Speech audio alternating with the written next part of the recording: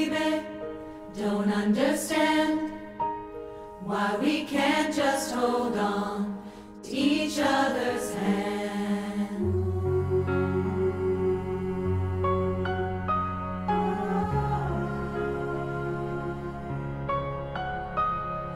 This time will be the last, I fear, unless I make it all too clear. Need you so.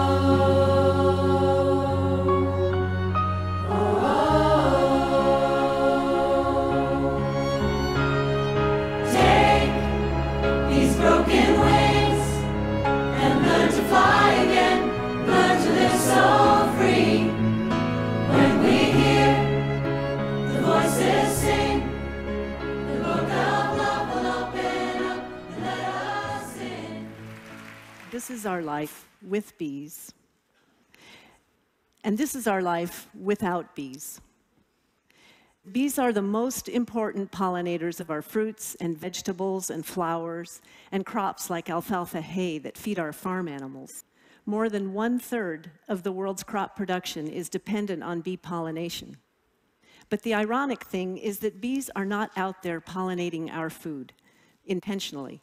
They're out there because they need to eat.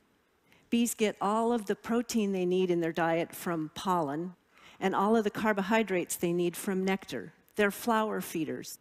And as they move from flower to flower, basically on a shopping trip at the local floral mart, they end up providing this valuable pollination service. In parts of the world where there are no bees, or where they plant varieties that are not attractive to bees, people are paid to do the business of pollination by hand. These people are moving pollen from flower to flower with a paintbrush. 7 years ago, when honeybee colonies were reported to be dying in mass, first in the United States, it was clear that there was something really, really wrong. In our collective conscience, in a really primal way, we know we can't afford to lose bees. So what's going on? Bees are dying from multiple and interacting causes. The bottom line is, bees dying reflects a flowerless landscape and a dysfunctional food system. Now, we have the best data on honeybees, so I'll use them as an example. In the United States, bees, in fact, have been in decline since World War II. Bees have been dying over the last 50 years, and we're planting more crops that need them. There has been a 300% increase in crop production that requires bee pollination. All of our beautiful wild species of bees are at risk, including those tomato pollinating bumblebees. These bees are providing backup for our honeybees. They're providing the pollination insurance alongside our honeybees. We need all of our bees. So what are we going to do? What are we going to do about this big bee bummer that we've created? It turns out it's hopeful. It's hopeful. Every one of you out there can help bees in two very direct and easy ways. Plant bee-friendly flowers, and don't contaminate these flowers, this bee food, with pesticides. Plant them in a pot on your doorstep. Plant them in your front yard, in your lawns, in your boulevards. Campaign to have them planted in public gardens, community spaces, meadows. Set aside farmland. We need a beautiful diversity of flowers that blooms over the entire growing season from spring to fall. Maybe it seems like a really small countermeasure to a big, huge problem, just go plant flowers. But when bees have access to good nutrition, we have access to good nutrition through their pollination services. Every one of us needs to behave a little bit more like a bee society, an insect society, where each of our individual actions can contribute to a grand solution, an emergent property that's much greater than the mere sum of our individual actions. So let the small act of planting flowers and keeping them free of pesticides be the driver of large-scale change. On behalf of the bees, thank you.